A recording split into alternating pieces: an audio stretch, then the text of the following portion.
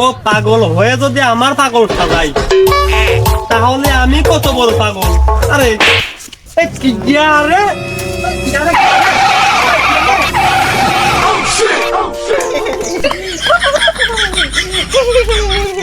কোন করে ছাল রে আমার মাথায় স্যান্ডেল মারিও তাহলে এই যাইও আমার পিছন ছাইলো না। ইমার্জেন্সি ডাক্তার হাজির। ইমার্জেন্সি ডাক্তার হাজির। আমার রোগী কই রে? আবার সাইকেল সাইকেল ছায়া লাগবে। আমার রোগী কই? রোগী কই? আজ রাস্তায় খুব জাম ছিল, ভিড় ছিল, তাই আসলে দেড় কোনো সমস্যা নেই, ঠিক আছে? আমি সব ক্লিয়ার করে দেওয়া লোনটা, সব ক্লিয়ার করে দেওয়ার কোনো ভয় নেই। ও ভাই জোরের কাজ শোনো তো, আমার জ্বর কখন সারবি? কদিনই ডাক্তার পালের বাইট ডাকি, যেই একটু সুস্থ হচ্ছে সিপা চাপা দিয়ে দৌড় মেরে গাও গামানি আসে আবার জ্বর বাদানি আসতেছে।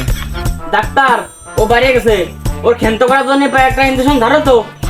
গায়ে খুব তাপ বাপু, তাহলে তোমার কথা তুমি থাক, এর যে বাই এটা ইঞ্জেকশন না দিলে বাই থামবি না, তারপরে আবার তো ভালো না। ও কারণ ডাক্তার আবহাওয়া কিন্তু খুবই ভালো, খাবারটা কিন্তু আসলে জানিও। তাহলে তুমি সম্মত দিচ্ছ?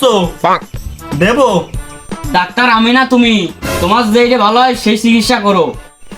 আহা টাকাটা তুমি দিবা না? তোমারটা অনুমতির দরকার আছে না? একটা ইঞ্জেকশন দিয়ে দিই, তাহলে পায়ের বাদটা বেশ কয়েকদিনের জন্য থেমে থাকবিনি, ওই পাই মারলাম। ও কারণ ডাক্তার টাকা এখন নয় হালকা হালকাতাই দিবানে, তুমি আগে ইঞ্জেকশন ঝাড়ো তো। হ্যাঁ ওই তাহলে চিকিৎসার টাকাও হালকা দেয়। আমরা যদি চিকিৎসা যদি হালকা থাকার মতো ডেট ফেলে দিতাম তাহলে তোমরা আর বাঁচতে না মনে হয়। ও তাহলে ধরো একটা মেরিয়ে দিয়ে যায়, ধরো ধরিয়ে, হ্যাঁ ধরিয়ে।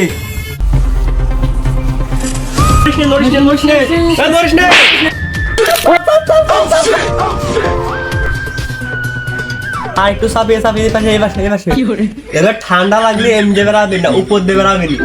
এটা কাজ হলো নাকি?